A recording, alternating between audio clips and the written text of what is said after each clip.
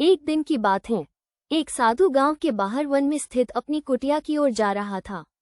रास्ते में बाजार पड़ा। बाजार से गुजरते हुए साधु की दृष्टि एक दुकान में रखी ढेर सारी टोकरियों पर पड़ी।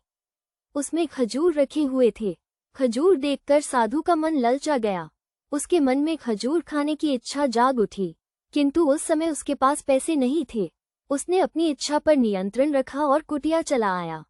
कुटिया पहुंचने के बाद भी खजूर का विचार साधु के मन से नहीं निकल पाया। वो उसी के बारे में ही सोचता रहा। रात में वो ठीक से सो भी नहीं पाया।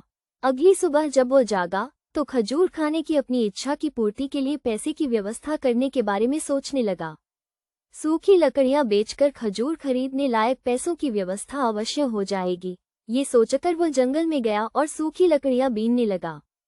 काफी लकड़ियां एकत्रित कर लेने के बाद उसने उसका गट्ठर बनाया और उसे अपने कंधे पर लादकर बाजार की ओर चल पड़ा।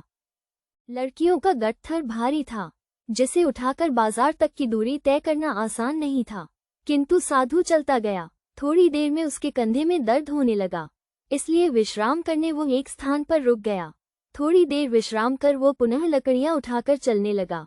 इसी तरह रुक रुक कर किसी तरह वो लकड़ियों के गट्ठर के साथ बाजार पहुंचा। बाजार में उसने सारी लकड़ियां बेच दी। अब उसके पास इतने पैसे इकट्ठे हो गए जिससे वो खजूर खरीद सके। वो बहुत प्रसन्न हुआ और खजूर की दुकान में पहुंचा। सारे पैसों से उसने खजूर खरीद लिए और वापस अपनी कुटिया की ओर चल पड़ा।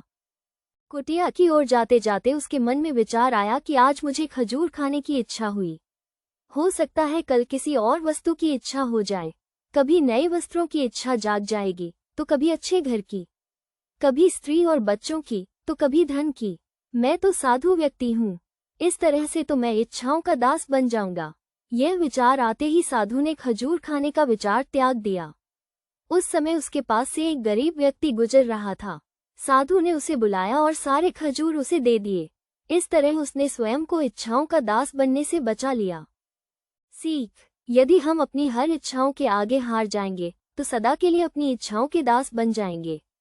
मन चंचल होता है, उसमें रह रहकर इच्छाएं उत्पन्न होती रहती हैं, जो उचित भी हो सकती हैं और अनुचित भी। ऐसे में इच्छाओं पर नियंत्रण रखना आवश्यक है। सोच विचार कर इच्छाओं के आंकलन के उपरांत ही उनकी पूर्ति के लिए कदम बढ़ाना चाहिए, तभी जीवन में सफलता प्राप्त होगी। हमें इच्छाओं का दास नहीं बनाना है, बल्कि इच्छाओं को अपना दास बनाना है।